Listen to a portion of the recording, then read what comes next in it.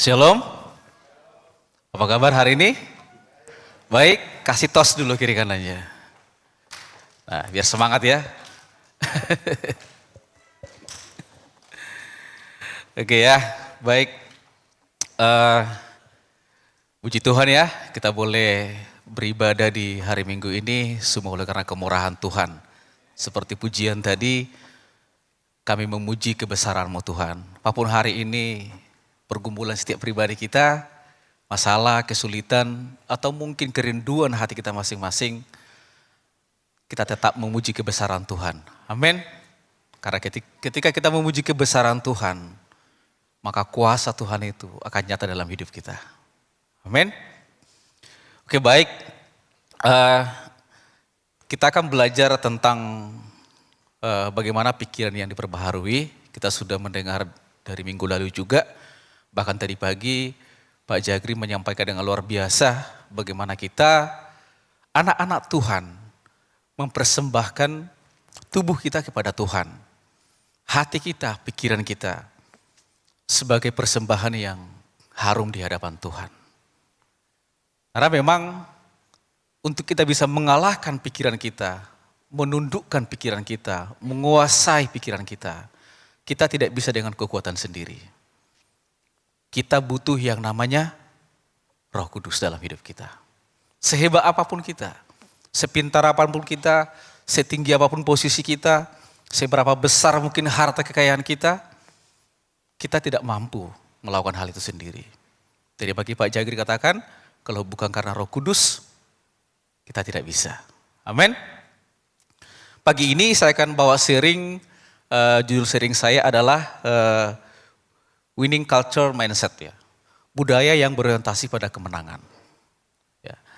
Budaya ini berbicara apa Pak Ibu? Berbicara tentang kebiasaan, tentang pola pikir kita, cara berpikir kita seperti apa, ya, bagaimana kita menyelesaikan masalah dalam hidup kita, terus bagaimana juga kita membangun hubungan dengan orang-orang yang menurut kita bisa memberi dampak yang positif bagi kita. Ya, kita belajar. Di sini ada saya tulis, kita tidak bisa hidup sebagai perwakilan kerajaan Allah di muka bumi ini jika nilai-nilai yang kita miliki tidak selaras dengan nilai-nilai kerajaan Allah atau kebenarannya. Itu sebabnya penting belajar tentang nilai-nilai kebenaran yang ada dalam Alkitab. Jadi tidak bisa kita hidup sebagai warga kerajaan Allah kalau kita apa? Tidak memiliki nilai-nilai kebenaran firman Tuhan. Di mana firman Tuhan itu ada Bapak Ibu? Tentu ada di tangan Bapak dan Ibu. Ya kan? Firman Tuhan mengatakan bahwa firman itu ada di dalam mulutmu dan hatimu, kata Tuhan. Kenapa Tuhan katakan seperti itu? Karena kita percaya bahwa Yesus adalah Tuhan dan juru selamat. Dia adalah firman itu. Dia adalah firman yang hidup. Jadi kalau kita mau menguasai atau menundukkan pikiran kita, kita harus memiliki nilai-nilai kerajaan Allah dalam kehidupan kita. Bagaimana itu dibangun? Kita harus membaca, merenungkan, dan melakukan firman Tuhan. Gak ada yang lain. Seberapa sering mungkin kita mendengar kata-kata motivasi, ya mungkin lewat YouTube, media sosial, itu tidak akan mampu mengubah kehidupan kita kecuali firman Tuhan. Ya, seperti tadi yang dibilang CLP tadi ya, di 1 Petrus tadi, bagaimana firman Tuhan bisa mengubah kehidupan kita masing-masing. Ini dulu yang harus kita tanamkan dalam hati kita. Apakah kita selama ini memiliki hubungan yang baik dengan Tuhan? Itu pertanyaannya dulu. Sebagai orang Kristen, apakah kita memiliki hubungan yang konsisten dengan Tuhan? Apakah kita setiap hari punya waktu bersama-sama dengan Tuhan? Atau begitu bangun, ya kan, langsung mandi, kerja, udah pulang lagi, tidur. Kan begitu tiap hari. Ada sesuatu yang harus kita ubah dari cara berpikir kita. Ya, kenapa saya pulang kerja, tidur, bangun, kerja, tidur, bangun, kerja, makan. Coba kita cross check, apakah saya punya waktu ya bersama-sama dengan Tuhan? Tuhan ini nggak minta banyak. Tuhan hanya minta hati kita saja. Ketika kita secara kontinu, konsisten, setia, bangun hubungan dengan Tuhan setiap hari, maka firman Tuhan itu yang mengubah hidup kita. Firman Tuhan itu yang mengontrol hati dan pikiran kita. Kita tidak mampu dengan sendirinya. Ya, kita lihat. Mengapa kita begitu susah mengalahkan atau menundukkan pikiran kita? Sesuatu yang kotor di mata Tuhan bukan di mata kita. Kita baca ya, Yakobus 1 ayat 21 sampai 25. Sebab itu buanglah segala sesuatu yang kotor dan kejahatan yang begitu banyak itu, dan terimalah dengan lemah lembut firman yang tertanam di dalam hatimu, yang berkuasa menyelamatkan jiwamu. Tuhan berkata apa? Apa yang harus kita lakukan supaya kita bisa menguasai pikiran kita, supaya kita memiliki cara berpikir yang berkemenangan, kita harus membuang segala sesuatu yang kotor dan kejahatan yang begitu banyak dalam hati kita. Ini dulu yang harus kita buang. Apa yang kotor itu? Yang kotor bukan di mata manusia, tapi di mata Tuhan. Iri hati, kedengkian, sakit hati, dendam, kebencian, apalagi? Ya kan? Ketidaktunduk pada otoritas, memberontak. Mari kita cross check diri kita masing-masing. Karena kalau ini kita tidak buang, dalam arti buang kita tidak mau dipulihkan oleh Tuhan, maka kita akan sangat sulit menerima firman Tuhan. Dan itu akan sangat sulit tertanam dalam hati kita. Sehingga pola pikir kita, cara kita berpikir akan juga sulit untuk berubah. Ya. 22, tetapi hendaklah kamu menjadi pelaku firman dan bukan hanya pendengar saja. Sebab jika tidak demikian, kamu menipu diri sendiri. Jadi kalau kita tiap hari Minggu datang ke gereja, komsel mungkin hari-hari komsel, tapi kita tidak melakukan firman Tuhan, ini Tuhan yang mengatakan bahwa kita menipu diri sendiri. Kalau kita masih ada dendam sama orang, kalau kita masih simpan kebencian sama orang, kalau kita masih simpan iri hati sama orang, sakit hati sama orang. Padahal Tuhan katakan, kamu harus membuang itu. Berarti sama sedang menipu diri sendiri. Menipu diri sendiri. Itu sebabnya Tuhan katakan, orang yang datang sama Tuhan, memuji Tuhan, teriak-teriak, Tuhan bilang, enyah engkau dari hadapanku. Aku tidak mengenal engkau. Kenapa? Karena kita menipu diri kita sendiri. Kita berkata, aku anak Tuhan. Aku orang percaya sama Tuhan. Tapi hidup kita tidak melakukan firman Tuhan. Nanti kita akan lihat beberapa pemaparannya ya. Ayat 23, sebab jika seorang hanya mendengar firman saja dan tidak melakukannya, ia adalah seumpama seorang yang sedang mengamati mukanya yang sebenarnya di depan cermin. Semua pernah bercermin di sini? Ya, pasti tadi waktu mau ke gereja bercermin dulu toh. Ya, kalau mungkin ibu-ibu, wanita bersolek dulu, make up segala macam kan, udah cantik belum tuh? Kalau pria, bapak mungkin ya bersisir ya, udah rapi enggak? Nah, tapi firman Tuhan katakan di sini apa? Itu seumpama apa? Seseorang yang sedang mengamati mukanya yang sebenarnya di depan cermin. Waktu kita berkaca di cermin, tanya, Tuhan siapa saya? Kita perlu mengintrospeksi diri sendiri sebelum kita mengintrospeksi diri orang lain. Setiap hari. Karena perubahan itu adalah setiap hari. Pertobatan tidak terjadi satu kali, setiap saat. Kita cross check diri kita masing-masing. Apa yang kotor yang harus kita keluarin dari dalam diri kita? Yang kotor itu jijik di mata Tuhan, najis di mata Tuhan. Ya. Baru saja ia memandang dirinya, ia sudah pergi atau ia segera lupa bagaimana rupanya. Tetapi barang siapa meneliti hukum yang sempurna, yaitu hukum yang memerdekakan orang, dan ia bertekun di dalamnya, Jadi bukan hanya mendengar ini ya, untuk melupakannya, tetapi apa? Sungguh-sungguh melakukannya, ia akan berbahagia oleh perbuatannya. Di sini ada beberapa poin yang saya buat dari firman ini. Pertama adalah apa? Apa yang tidak sesuai dengan firman Tuhan dari dalam diri kita harus dibuang. Tidak ada kata no, tidak ada kompromi. Kalau Tuhan suruh harus mengampuni, ampuni dia. Kalau Tuhan suruh harus mengasihi, kita harus mengasihi. Ya kan? Kedagingan-kedagingan kita apa yang harus dibuang? Ya, mungkin kemalasan salah satu. Aduh, saya malas sekali bangun tiap hari. Ya kan? Begitu bangun, pegang apa kita? Handphone atau langsung? Atau ingat Tuhan dulu? TikToknya gimana ya hari ini? Ya tak? Kita harus mengubah kebiasaan-kebiasaan seperti ini. Karena itu adalah sesuatu yang kotor di mata Tuhan. Kelihatan baik. Dan saya berharap kita jangan cari pembenaran atas semua itu. Karena kebenaran firman Tuhan, kebenaran yang hakiki, kebenaran yang mutlak. Suka tidak suka, kebenaran harus dilakukan. Tidak ada kompromi dengan Tuhan. Ya, dengan firman Tuhan dari dalam diri kita harus dibuang, tidak mengatakan saya memang begini adanya dan terima saya apa adanya. No. Ya kan? Kalau mulut contoh ya, orang sering bilang emang orangnya begitu, suka maki-maki katanya. Terus saya memang begitu, tapi hati saya baik. No, itu kotor di mata Tuhan.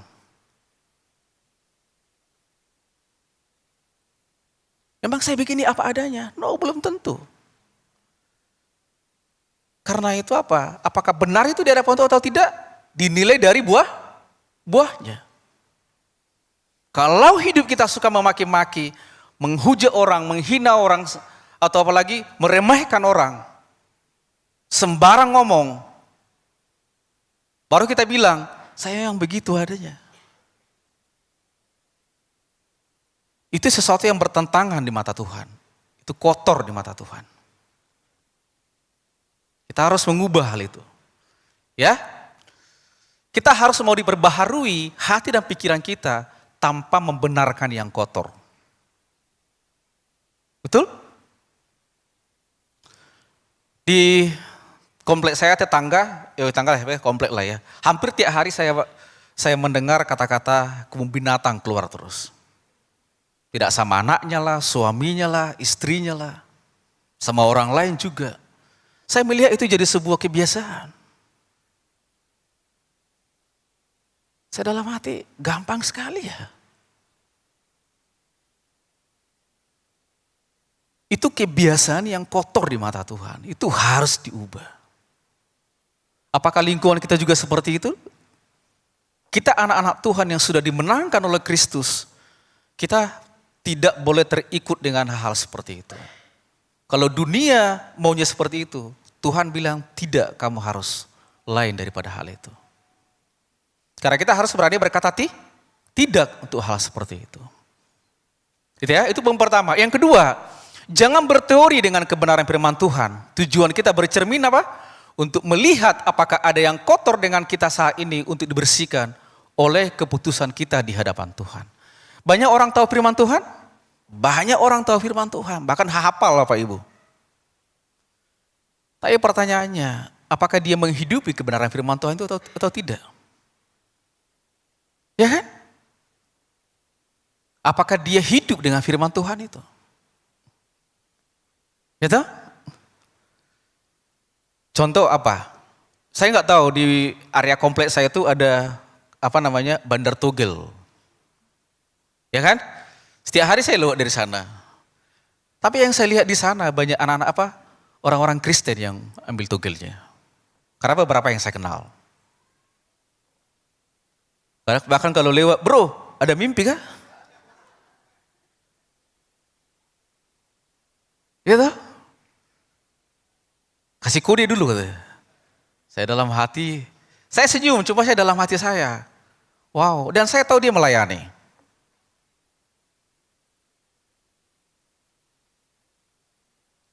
Banyak orang Kristen tahu kebenaran, tapi hanya berteori. Tapi ketika negur orang salah, dia yang maju duluan. Padahal kehidupannya tidak melakukan firman Tuhan. Ini yang harus kita ubah, karena itu sesuatu yang kotor di hadapan Tuhan. Jangan sampai kita setiap minggu ke gereja, komsel, berdoa setiap hari, tapi hidup kita tidak menunjukkan kebenaran firman Tuhan itu sendiri. Karena pikiran yang diperbaharui dalam kebenaran firman Tuhan, hidup kita akan sesuai dengan kebenaran firman Tuhan.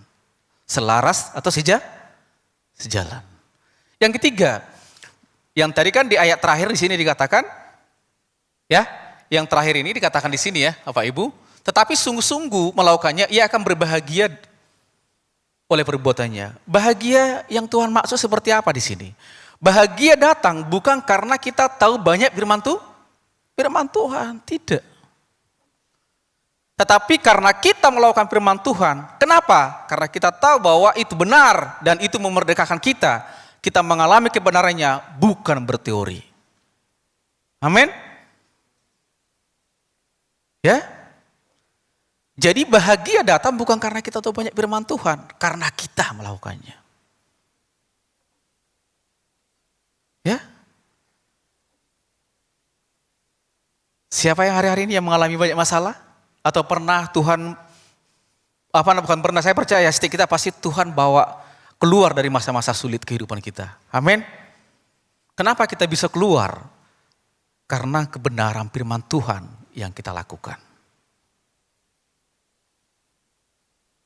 Value-nya di sini. Ya. Jadi orang-orang yang berbahagia itu orang-orang yang melakukan firman Tuhan. Apapun resikonya. Entah diri kita lagi ada masalah, tekanan, kesulitan, firman Tuhan saya harus lakukan. Ya kan? Anak-anak muda, gitu? Jangan pernah jual keyakinanmu oleh karena pasangan yang berbeda keyakinan. Posisi, jabatan, apapun itu. Kita harus konsisten atau tegak lurus dengan Tuhan. Ya, ini yang 3 poin ini yang saya bisa dapat dari Yakobus tadi ya. Berikutnya apa Bapak Ibu? Hidup dalam segala kelimpahan. Ini pasti sering kita dengar, Yohanes 10 ayat 10. Pencuri datang hanya untuk mencuri dan membunuh dan membinasakan. Aku datang supaya mereka mempunyai hidup dan mempunyainya dalam segala kelimpahan. Waktu kita pertama sekali menerima Yesus sebagai Tuhan dan Juru Selamat, ada hal yang signifikan yang kita alami. Pertama apa? Kita memiliki jaminan keselamatan. Ya, yang kedua, membuat hidup kita menjadi lebih hidup. Semua mengalami itu? Semua mengalami? Waktu pertama terima Tuhan Yesus, rajin banget kan? Baca firman Tuhan, doa, cinta mula-mulanya menyala-nyala sama Tuhan. Karena memang apa? Tuhan datang untuk apa? Memberikan hidup bagi kita. Termasuk apa Bapak Ibu? Kalau hari-hari ini kondisi kerohanian kita mulai stuck. Hubungan kita dengan Tuhan mulai renggang. Datang sama Tuhan. Maka Tuhan akan kasih hidup. Roh kita yang lemah, jiwa kita yang lemah, Tuhan akan hidupkan kembali. Karena apa? Kita yang memutuskan. Sebab tangan Tuhan terbuka setiap saat. Setuju? Tangan Tuhan terbuka kapanpun. Hanya kita sering berfokus pada masalah kita. Sehingga roh kita, jiwa kita pun jadi mati secara rohani. Kita lebih asik, lebih suka merenungkan masalah-masalah kita. Tapi kita lupa pada Tuhan yang sanggup memberi hidup dan kelimpahan. Ya, membuat hidup kita menjadi lebih hidup, mempunyainya dalam segala kelimpahan seperti dombanya yang menemukan padang rumput. Boleh kita baca Yohanes 10, padang rumput seperti apa yang Tuhan maksud di sini? Yohanes 10 ayat 7 sampai 9. Kita baca ya. Maka kata Yesus sekali lagi, aku berkata kepadamu sesungguhnya akulah pintu ke domba-domba itu. Next. Semua orang yang datang sebelum aku adalah pencuri dan perampok dan domba-domba itu tidak mendengarkan mereka. Akulah pintu, barang siapa masuk melalui aku, ia akan selamat dan ia akan masuk dan keluar menemukan padang rumput. Domba kalau melihat padang rumput, bagaimana perasaan domba itu? Wow, makanan semua ini. Senang dia kan? Senang, hijau semua. Ya, Tuhan menyediakan itu bagi kita domba-dombanya. Amin. Kalau hari ini pikiran kita penat, banyak masalah, datang sama Tuhan. Maka Tuhan sediakan padang rumput yang hijau buat saya dan saudara. Amin. Itu janji Tuhan bagi kita semua.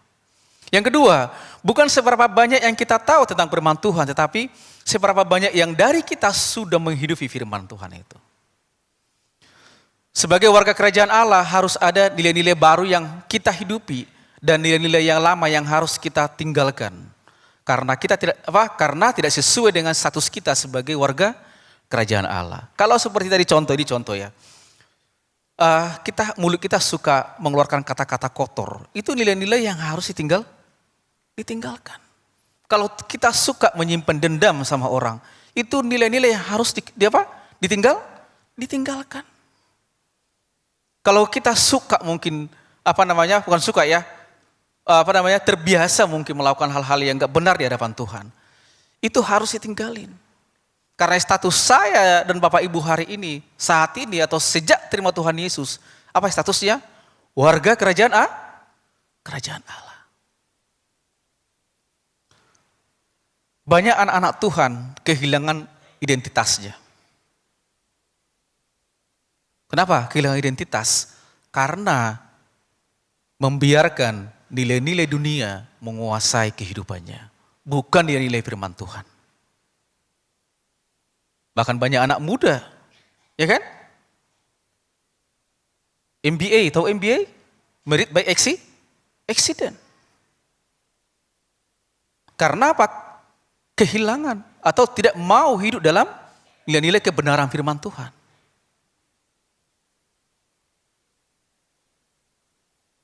Ini yang harus kita pegang dalam hidup kita. Kita tinggalkan karena tidak sesuai dengan apa? Status kita sebagai warga kerajaan Allah. Jadi kalau kita mau hidup dalam segala kelimpahan Tuhan, pikiran kita dipenuhi oleh kelimpahan daripada Tuhan, apa yang harus kita lakukan? Datang setiap saat sama Tuhan Yesus. Seperti firman-Nya, aku datang supaya mereka mempunyai hidup dan mempunyai dalam segala kelimpahan. Ini yang menjadi standarnya kita sebagai anak-anak Tuhan. Ya. Selanjutnya, mengikuti standarnya Tuhan. Kita baca Roma 14 ayat 17 sampai 18. Sebab kerajaan Allah bukanlah soal makanan dan minuman, tetapi soal kebenaran, damai sejahtera dan sukacita oleh Roh Kudus. Karena barang siapa melayani Kristus dengan cara ini, ia berkenan pada Allah dan dihormati oleh manusia. Ya, kebenaran di sini yang pertama yang dimaksud adalah kebenaran yang sumber penciptanya adalah Allah sendiri, bukan manusia, bukan para filsafat, bukan para motivator, no. Ya, Allah sendiri. Kebenaran yang hakiki atau ilahi, apa yang benar dipandangnya, Tuhan ya. Kita tidak bisa hidup mendefinisikan kebenaran Allah sesuka hati kita. Kita harus mengikuti standarnya Tuhan. Enggak boleh suka-suka hati. Karena Tuhan yang punya aturan. Saya dan saudara, Tuhan yang punya. Ya kan? Jadi kebenaran itu adalah miliknya Tuhan. Artinya apa Bapak Ibu? Bahwa saya dan Bapak Ibu harus mau dididik oleh Tuhan. Diarahkan oleh Tuhan. Lewat siapa? Ya lewat jemaat di sini, lewat komsel, atau mungkin lewat orang lain yang hidup dalam Tuhan, yang dekat dengan Bapak Ibu. Karena apa? saya dan Bapak Ibu tidak boleh berdiri sendiri. Kita makhluk yang Tuhan ciptakan untuk berkomunitas. Kita butuh orang lain. Ya, jadi seperti tadi yang kita katakan, kita tidak boleh membuat kebenaran sendiri. Sudah ada kebenaran yang benar. Apa kebenaran yang mutlak? Itu kebenaran dari firman Tuhan. Yang kedua, kalau kita mau menghidupkan kebenaran Allah, kita harus menghidupinya sesuai dengan standar kebenaran firman Tuhan.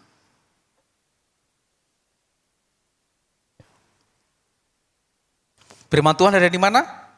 Ada di dalam mulut dan hati kita semua. Ya kan? Setiap hari bisa kita baca. Kalau zaman dulu mungkin bawa buku ya.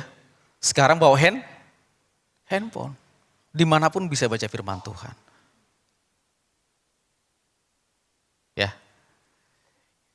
Damai sejahtera akan tumbuh sendirinya kalau kita menghidupi kebenaran. Dan damai sejahtera sebagai tanda bahwa kita menghidupi kebenaran. Apa damai sejahtera? Damai sejahtera, ya kan? Sesuatu yang Tuhan berikan bagi orang-orang yang mengasihinya, yang melampaui akal dan pikiran kita. Jadi kalau kita hidup melakukan firman Tuhan, maka damai sejahtera itu akan mengalir di hati kita, otomatis. Ya kan? Bandingkan saja, hari ini seberapa banyak uang Bapak Ibu di ATM? Apakah itu bisa menjamin damai sejahtera? Tidak bisa menjamin hal itu. Tapi damai sejahtera yang luar biasa apa? Ketika Bapak Ibu juga dalam masalah, dalam kesesakan. Ketika datang sama Tuhan, kok hati saya tenang ya? Betul enggak? Ada yang mengalami seperti itu? Amin? Kok hati saya bersuka cita ya? Bahkan orang bilang, kok kamu bisa tertawa ya? Kamu lagi dalam pergumulan berat. Kenapa bisa tertawa? Karena damai sejahtera Tuhan. Kamu kok bisa kuat ya? Kamu tenang. Kenapa? Karena damai sejahtera Tuhan. Karena orang-orang yang merenungkan firman Tuhan, melakukan firman Tuhan, itu tenang pastinya. Karena apa? Ada Roh Kudus yang mengendalikan emosinya, pikirannya, dan hatinya. Mau seperti itu Bapak Ibu? Mau? Siap?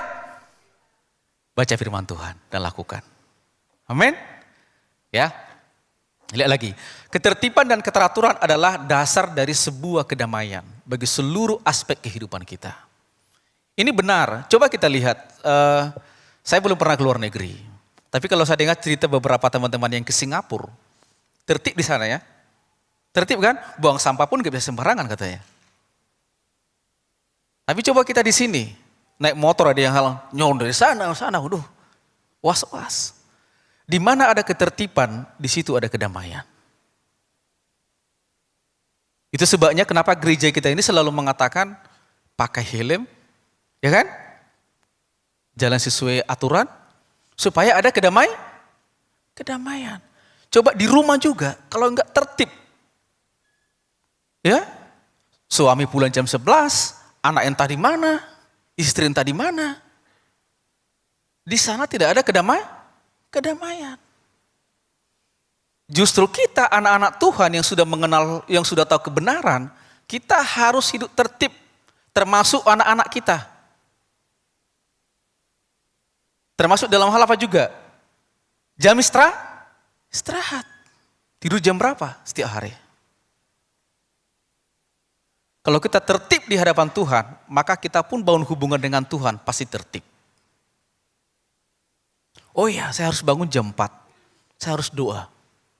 Karena apa? Sudah tertib, orang-orang yang tertib itu orang-orang yang terlatih. Karena mau membiasakan dirinya untuk tertib. Kalau kita tertib, ada kedamaian di hati kita. Jadi nggak heran kalau beberapa negara-negara maju itu kita lihat tertib ya. Di sana jarang ada pencurian, jarang ada yang nyolong, begal. Karena ada ketertib, firman Tuhan yang bilang loh, Ya kan? Atau saat di bank antri, tertib enggak? Kan enggak saring apa? Menyerobot ya. Aku dulu, enggak. Tapi karena antri tertib, damai semua, damai, enggak ada yang ribut.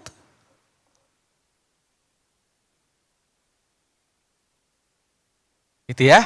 Jadi ketertiban itu akan memberikan kedamaian.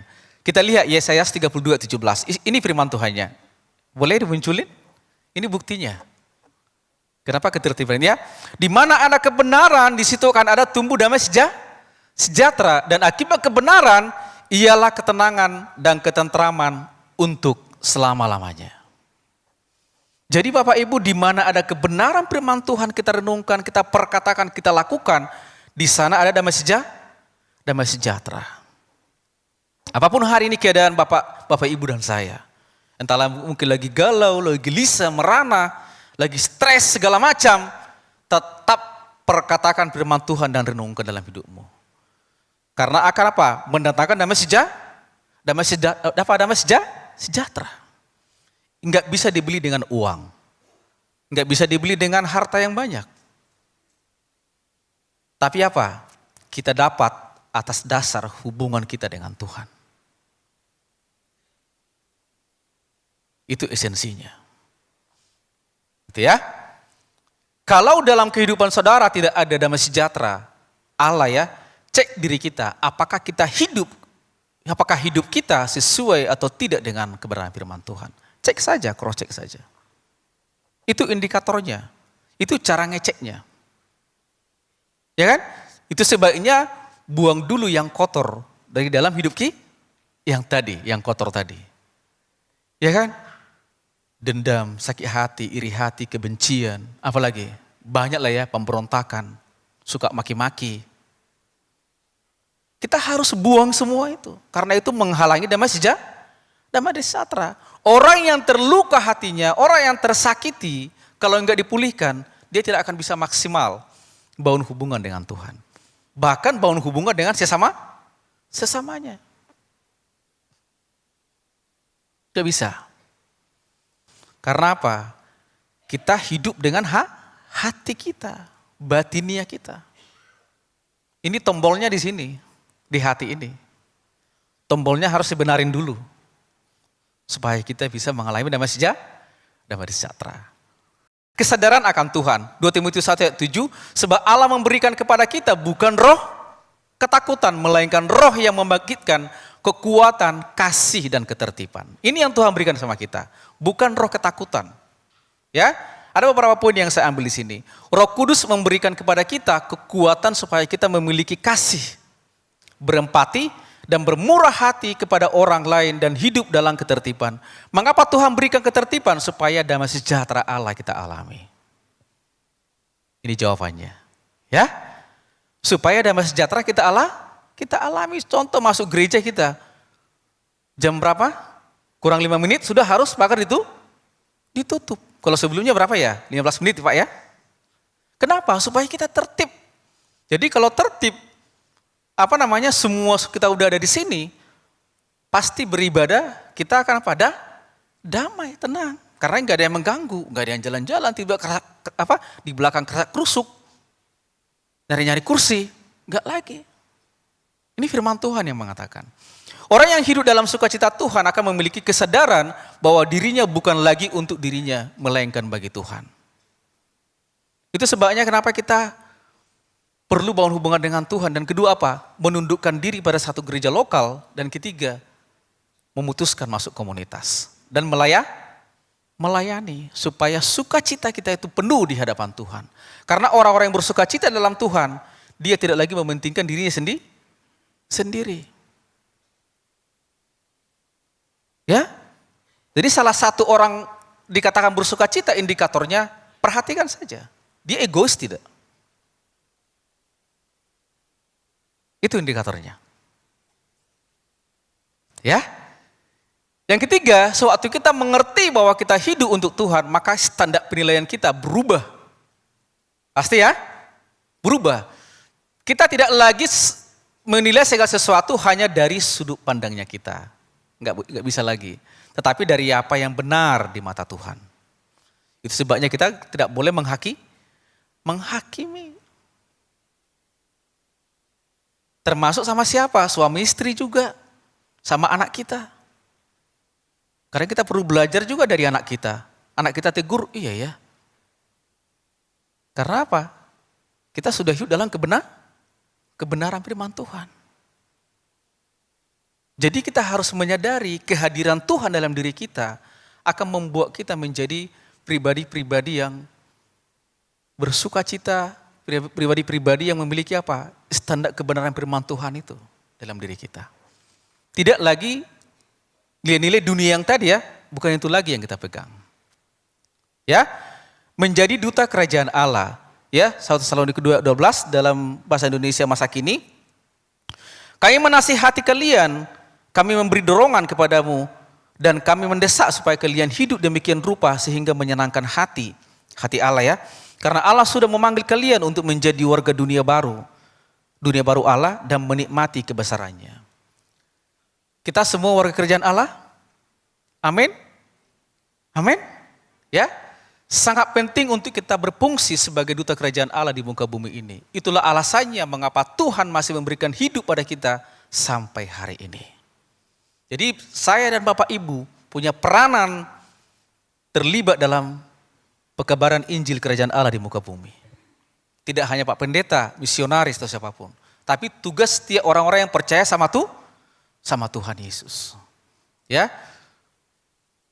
Tuhan mau kita menjadi terang dan garam bagi dunia ini. Tetapi itu semua sangat tergantung bagaimana kita memberi diri untuk dipimpin oleh Roh Kudus. Tergantung ke kita sendiri. Mau enggak kita dipimpin oleh Roh Kudus? Tadi ya, dalam setiap aspek kehidupan kita. Tentu hal ini tidak mudah atau terjadi dalam satu hari. Enggak terjadi. Ini butuh proses yang panjang. Semua melalui proses. Tapi seharusnya kita sadar siapa diri kita. Kita berasal dari Tuhan. Dan kita tahu dimanapun kita berada. Kepada kita dituntut apa di sini? Standar yang lebih tinggi. Ini yang harus kita ingat. Standar yang lebih tinggi karena kita tahu kebenaran. Makanya kalau dilihat anak Tuhan kok suka cakap kotor, diomongin tidak? Diomongin karena apa? Dituntut standar lebih tinggi. Dari sikap kita, cara perilaku kita dituntut standar lebih tinggi. Karena apa? Orang tahu, kita tahu kebenaran firman Tuhan. Itu sebabnya juga di sini para pelayan, hamba-hamba Tuhan, dia jaga hidupnya. Karena dituntut lebih tinggi. Ya, orang yang tahu kebenaran otomatis dituntut standar yang lebih tinggi. Pasti ini. Karena harus menjadi teladan. Jadi kita semua dituntut standar yang lebih tinggi. Oleh sebab itu apa? Kita jaga diri kita supaya menjadi surat yang terbuka yang dibaca orang. Amin? Amin ya. Oke, yang terakhir kesimpulan saya. Menjadi winning culture mindset atau budaya yang berorientasi pada kemenangan adalah harus mengandalkan Roh Kudus di setiap aspek kehidupan kita. Seperti yang tertulis dalam Galatia 5 ayat 22 di sini ya. Kita boleh baca sama-sama yuk. Galatia 5 ayat 22. Tetapi kalau hidup kita dipimpin Roh Kudus, hal itu pasti tampak lewat cara hidup yang saling mengasihi, bersuka cita, damai, sabar dalam kesusahan, murah hati, suka menolong sesama, menepati janji, lemah lembut, dan bisa menguasai diri. Hukum Taurat pun tidak menentang semua hal itu. Kita yang menjadi milik Kristus tidak lagi dikuasai oleh hawa nafsu dan semua keinginan badani. Karena kita seakan sudah melakukan hawa nafsu dan keinginan badani itu pada salib Kristus. Kita sudah diberi hidup yang baru oleh Roh Allah. Karena itu, hendaklah kita juga terus menaati pimpinan Roh Kudus. Yang poin kedua, jadi marilah kita giat berusaha melakukan apapun yang mendatangkan damai di antara kita dan yang dapat membangun rohani setiap orang. Amin. Jadi ini yang harus kita pegang. Pahami bahwa bagaimana kita memiliki cara berpikir yang berkemenangan dalam hidup kita. Ya. Harus mau dipimpin Roh Roh Kudus. Roh Kudus ada di mana? Ada di hati saya dan Bapak Ibu.